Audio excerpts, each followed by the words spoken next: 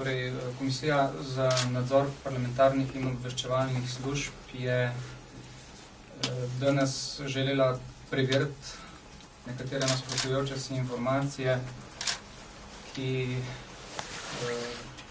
mečejo politično luč na preiskavo v zadevi poslanca, nekdanjega ministra in ene mestne občine. To nam je bilo preprečeno v skladu z določbami zakona o parlamentarnem nadzoru in poslovnika. Je gospod Goršek, generalni direktor policije, ob 8:25 komisijo seznanil s tem, da je podal predlog za začasno zadržanje nadzora v tej zadevi. O tem mora odločiti vlada.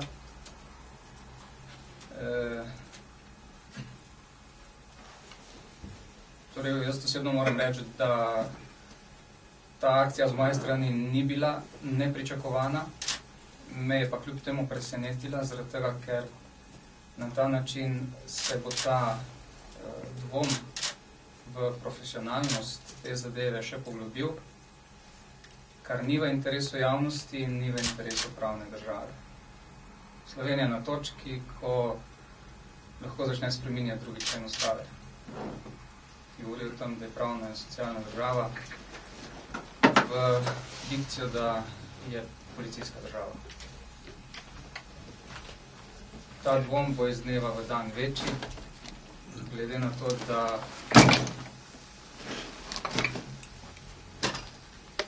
pomemben del represivnih aparatov, ki imajo izjemna pooblastila, obvladuje ena politična stranka. In tudi zaradi tega, ker so se v vrhu ministrstva na številnih ključnih položajih v zadnjem letu dni kadrovsko ukrepili z izrazito strankarskimi ljudmi. Namen komisije je bil,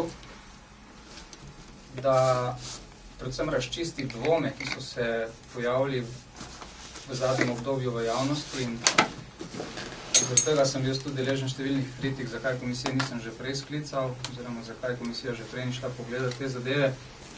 Želel sem, da dobimo čim več informacij in da na podlagi teh informacij dobimo tudi bolj celovito sliko o tem dogajanju. Informacije, ki jih imamo do sedaj, govorijo o tem, da se je celotna preiskava začela pravzaprav na podlagi ovadbe nekoga, ki je bil predtem že kazensko ovaden. In da je ta pristal na sodelovanje s policijo in da je hčerka te osebe očitno na nek način v celo zgodbo tudi upletena. Želeli smo te informacije razčistiti.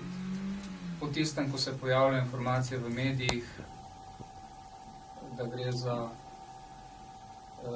osebo, ki naj bi ogoljufala številne Primorce, je bila ta razjasnitev še toliko bolj pomembna. Jaz moram reči, da vkolikor bi ta preiskava ostala samo na relaciji teh razmerij, poslanec, prijavitelj, in se ne bi razširila na ta politični del, drug poslanec, bivši minister in tako naprej, potem ti dvomi niti ne bi bili tako izraziti in tako močni. S tem, ko so se pa v tem drugem delu, gre za poslanca, bivšega ministra in eno mestno občino, uporabili ukrepi, katerih uporaba je izredno strogo zakonsko limitirana in glede katerih še do danes ni bilo pojasneno, zakaj jih je bilo potrebno uporabiti.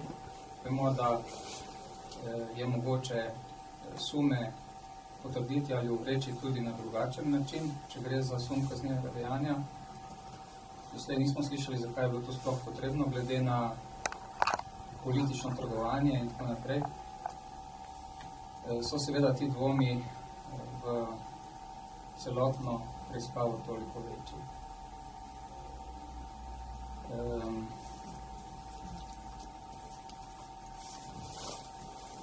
Trenutno nad policijo v Sloveniji ni nobenega nadzora. Nadzor ima trenutno nad policijo politična stranka.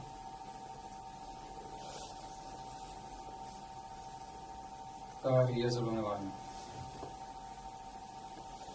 Na drugi strani smo že drugi teden priča kršitvi Ustave Republike Slovenije, ki govori o tem, da slovenski parlament šteje 90 poslancev. Trenutno jih šteje 89. In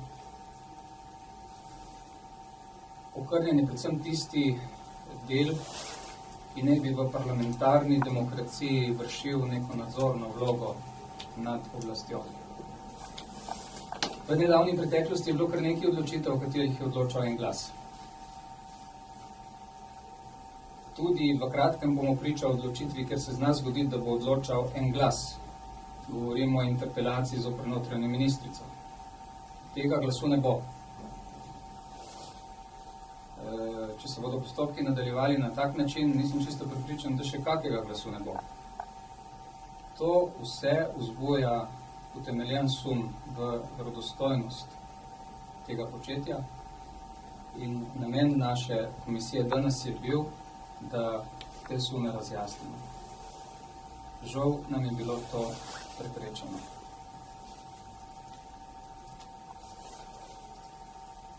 Glede konkretnega primera, zakon dopušča možnost, da bi bili zaščiteni interesi predkazenskega postopka in na drugi strani, da ne bi bila kršena ustava.